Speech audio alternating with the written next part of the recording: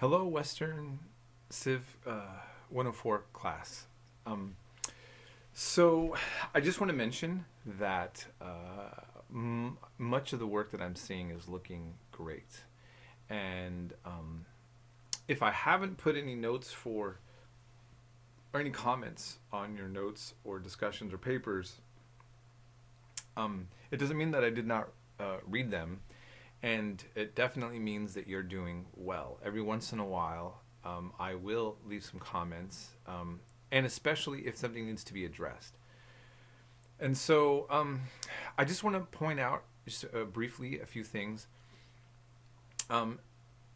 This isn't really happening in this class, but just in case, everything should be sent typed, and ideally in a PDF file attachment. That's not required, but that's what's going to be the easiest to read for me and to grade more quickly for all of you. So that's just something to keep in mind. It seems to me for now, what I'm seeing, a whole lot's not really needed to be addressed.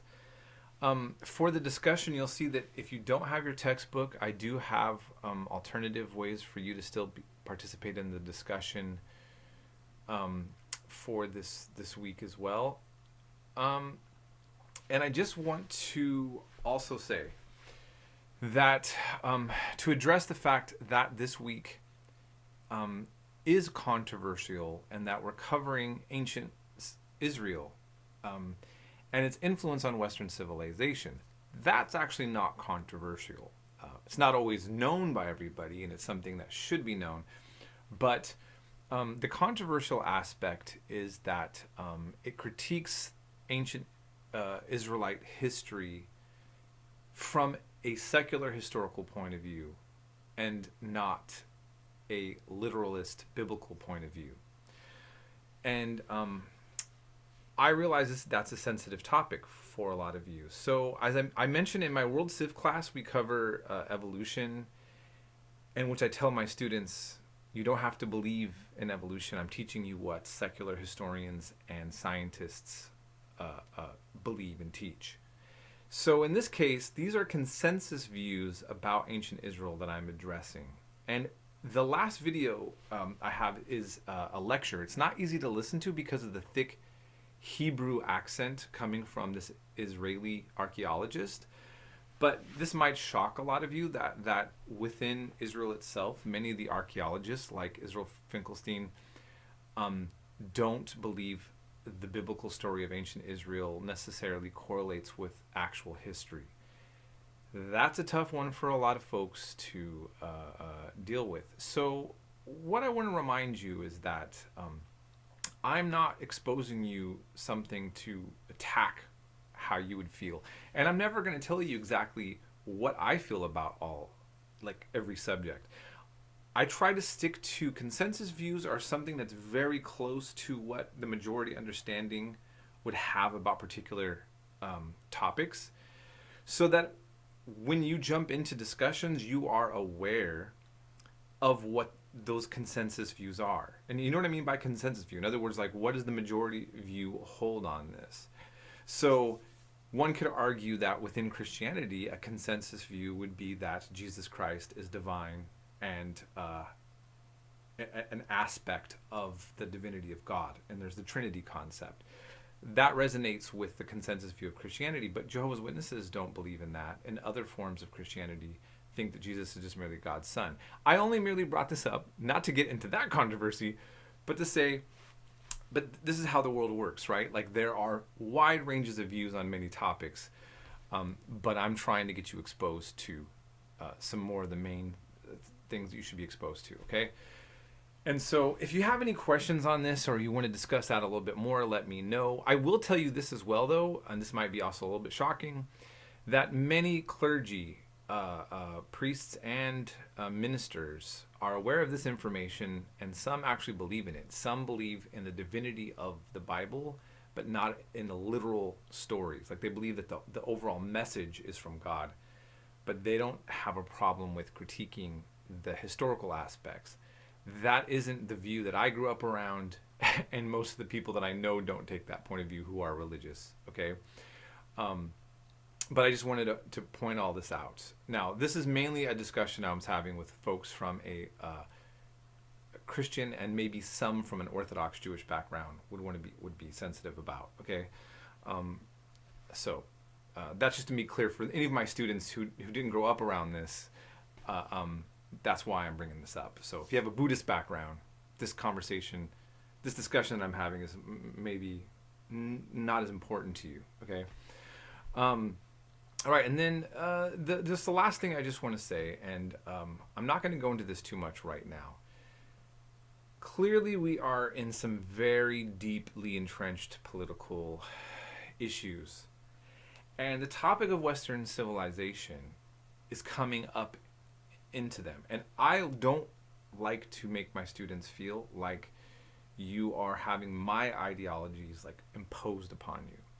But I do think that because this subject matter that we're going to be addressing, Western civilization, especially as we get into later chapters, is being brought up in political discourse, and the topics that people are debating about now are a part of this history. I do have a responsibility to address this from as nuanced of a position and principled as possible. Okay, so I'm not going to do all of that now. I just want to say this: I watched the DNC's stuff, and I've just been watching the RNC. I'm not a fan of either one. How's that for outing myself a little bit of this? But there's a lot more to what I have to think about than just saying I'm not a fan of either one. But the historian in me is what I want to draw attention to. So I heard at the Republican National Convention some speakers talk about our president being the last defender of Western civilization. And here we are studying a chapter on Western civilization. And it's a little bit eerie. I want all of you to really just ask yourselves, like, what is Western civilization in regards to the topics that are being addressed now? And what would be under threat? Is it the issue of immigration, or is it statues being pulled down? Who's being pulled down in the statues? How good are the people in those statues that are being pulled down? There's so many things that as these kind of topics get brought up, it's easy to have a gut reaction to agree or disagree. But what I'd like you to really do is think about historical implications. Where does the history actually fit in? What I wish that journalists would have been doing if they were really into being journalists these days, as opposed to just sensationalists to instigate all of this crap between us. When our current president was running and he had the slogan, "Make America Great," I just would have liked somebody to say, what time period of greatness are you talking about? And in what aspect of that greatness are you trying to achieve? Because at certain time periods, things were great for some people and not great for other people. You feeling me? That's a fact. That's a fact. That's not hard to argue. And so those kind of questions, I think, are important to explore. Because the issue isn't whether or not we have greatness, that things have been better in the past than they are now in regards to X, Y, or Z. But again, like, what are we talking about, right? And that's just something that I think would be really important to be exploring. And what we're going to deal with later in this class too is the fact that Western civilization has meant very positive things to certain people in the world, and for others it has not. And again, two things are happening at the same time. I think that sometimes when we're looking at American politics and American life, we're not doing a very good job of looking at how people may be experiencing a reality different than we are. Okay? So I think I addressed this in one of my last announcements, but it's kind of like if you have like a nice uncle who's nice to you, and you find out he's mean to your aunt, that he's a mean husband. Maybe it's spousal abuse. Two things can happen at the same time. So I just want you to keep that in mind and start trying to look at how right now Americans are not really stopping to look at each other and ask those questions, or questions about what our politicians are saying.